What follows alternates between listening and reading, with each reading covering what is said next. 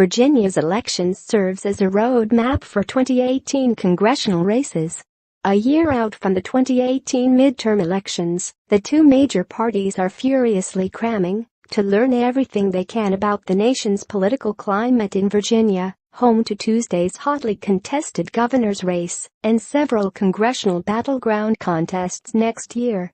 Governor's races are not a perfect match for gleaning the electoral mood in federal races a year from now, but Democrats and Republicans are monitoring key themes in Virginia, and they're ready to adapt, depending on the outcome.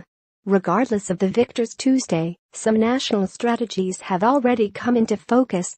Democrats will try to paint Republican incumbents as the incompetent, dysfunctional leaders of a Congress that did not fulfill President Trump's promise to focus on the forgotten men and women of the working class.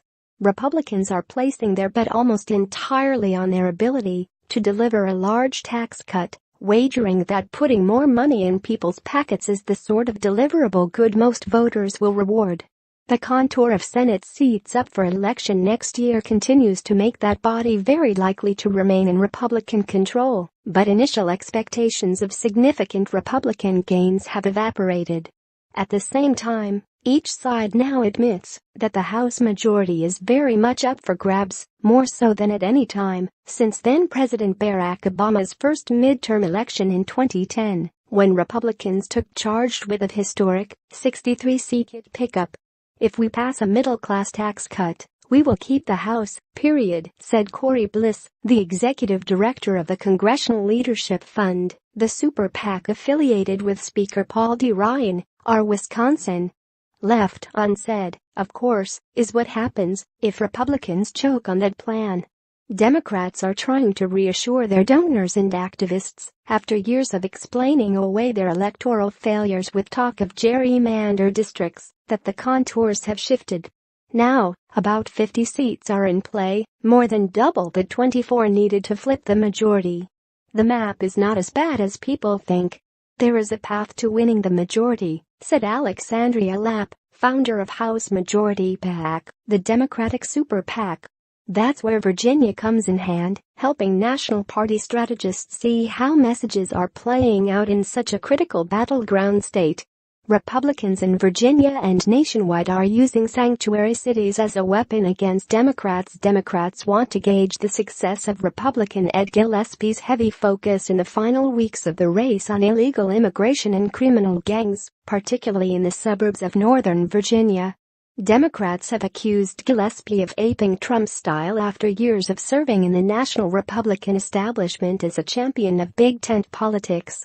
Gillespie has run a campaign that has studiously avoided Donald Trump, but his television ads show that he is running a campaign like Donald Trump, and so how Virginians respond to that will also be somewhat indicative of the way they respond to the Trump political style, said Senator Tim Kaine, D. Virginia, who faces re-election next year.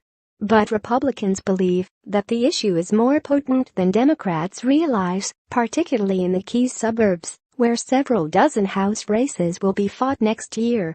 If Gillespie posts, for instance, a better-than-expected margin in the district of Representative Barbara Comstock, R. Virginia, that will reinforce that position and lead to many more ads attacking sanctuary cities next summer and fall. If Lieutenant Governor Ralph Northam wins the district by a substantial margin, Democrats will feel much better. Comstock's district is one of 23 held by a Republican that favored Hillary Clinton in last year's presidential election. There are an additional 13 GOP-held seats in districts that previously voted for Obama but did not favor Clinton, and 14 more where either Obama or Clinton received at least 48% of the vote. That is actually a better target list than in 2006, the last time Democrats flipped the majority to their side. Then, only 17 Republicans held districts that had backed the previous Democratic presidential nominee. Republicans have enjoyed watching the final 2 weeks of Northam's campaign play out amid much second-guessing by Democrats at the national level, who think that his campaign has not done enough to energize minority voters.